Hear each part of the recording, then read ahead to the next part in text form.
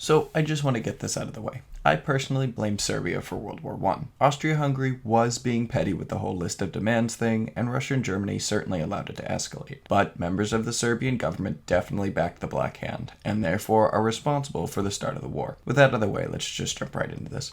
By popular demand, I'm going to set this up in a way that saves Austria-Hungary and keeps Britain out, which means there's going to be a change of leadership. Austria-Hungary needs to federalize before the war starts in order to make it through this. I have to jump through some unrealistic hoops to make this happen, but nothing completely unreasonable. I'm going to say that Franz Josef dies of a broken heart after his son's death, leaving the empire to his brother, who would die of an illness after a trip to Palestine, leaving the throne to Franz Ferdinand, who will federalize the empire, which might cause some tensions, but they'll probably still make it through. Meanwhile, Kaiser Frederick III doesn't die of cancer, liberalizes the government, and keeps good relations with Britain, with whom he and his wife have strong ties. In our timeline, Frederick died in 1888 at the age of 56. So, regardless of how we do this, he's not going to make it to the war. But let's just say he lives another 15 years to 1903. That stops the naval arms race and any relationship with the Boers. And without super friendly relations between France and Britain leading up to the Moroccan crises, Germany wouldn't make that situation much worse. Britain was trying to keep good relations with everyone, and France wasn't trying to broaden its list of enemies. So France wouldn't provoke the British in any way. The British, for their part, didn't like the Russian Empire, who the French were getting cozy with, and would keep their distance from the alliance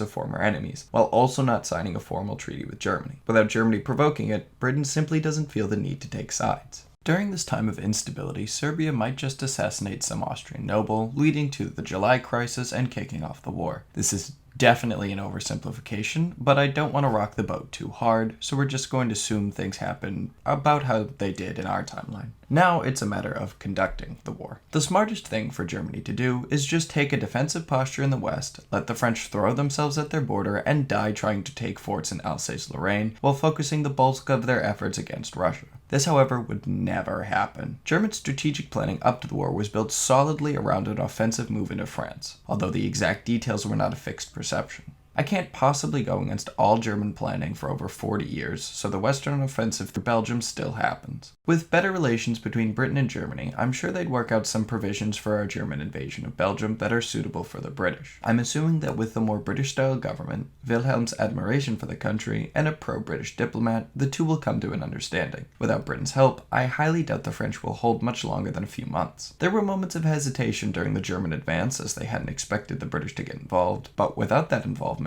the Germans feel confident enough to march all the way to Paris. Russia, being a completely different beast, will still take a few years to overcome, but even this moves quicker. Bulgaria still joins, hoping to punish Serbia for its betrayal during the Balkan Wars, and the Ottomans still join, hoping to regain some territories and pride lost to Russia. With Germany, Austria-Hungary, and the Ottoman Empire focusing all of their efforts against Russia, which has plenty of its own problems, the empire will be brought down by 1917 at the latest. With the end of the war, we look at the outcome of the conflict. In the West, Germany, in accordance with its agreement with Britain, doesn't attack any channel ports during their invasion, doesn't take any territory in the West, vacates Belgium at the earliest opportunity, and just slaps some reparations on the French, who are probably having another revolution, and walks away with some of their colonies. Montenegro and half of Serbia are made puppet states of the Austro-Hungarians, and the rest is given to Bulgaria. The three empires carve up the Russian Republic and oversee a series of puppet states established from Finland to Azerbaijan. The Ottomans now have the largest oil supply in the world, and with the economic boost that provides, they are able to reinvigorate their government and pacify the rest of Arabia. Bulgaria and the Ottomans, both having past grievances with Greece, start to menace that country, while the Turks also make claims on the Dodecanese and Libya as they build up their navy. The French would have a nationalist uprising that would put a conservative militarist regime in charge bent on national revival, which might ally with Italy and Greece while refusing to pay their reparations. Russia, being insulted by the loss of territory at the end of the war, would seek to regain it by taking in investments to boost its industry. While Britain might have been okay with the results of the war initially, the rise of the Ottomans and the economic power of the Austrians and Germans would become frightening as they threatened to overturn the world order completely. Germany would try to reassure the British in the beginning, but there's no way the Germans would allow themselves to be held back by British fears, and relations would start to sour, which the French would try to exploit.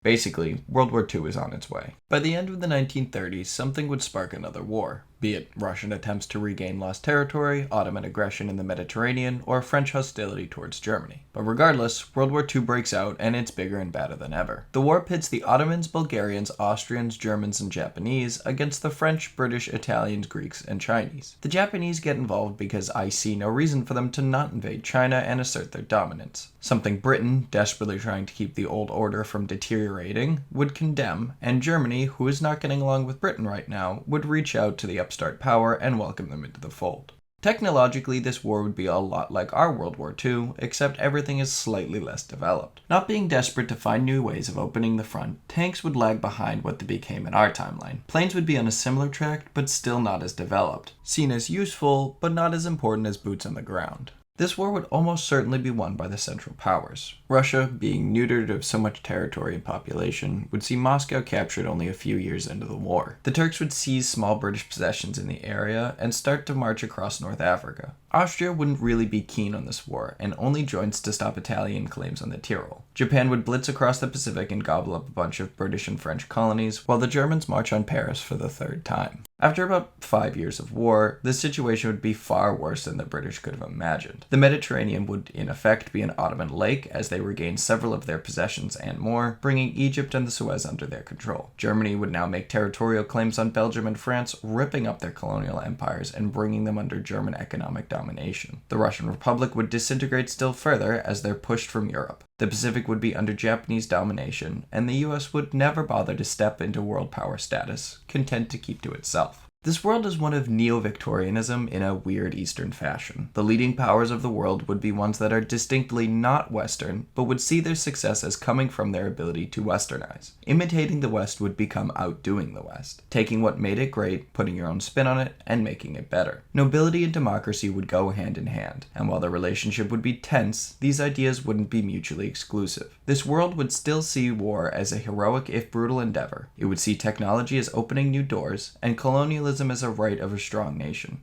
In short, it would be unrecognizable from our world today.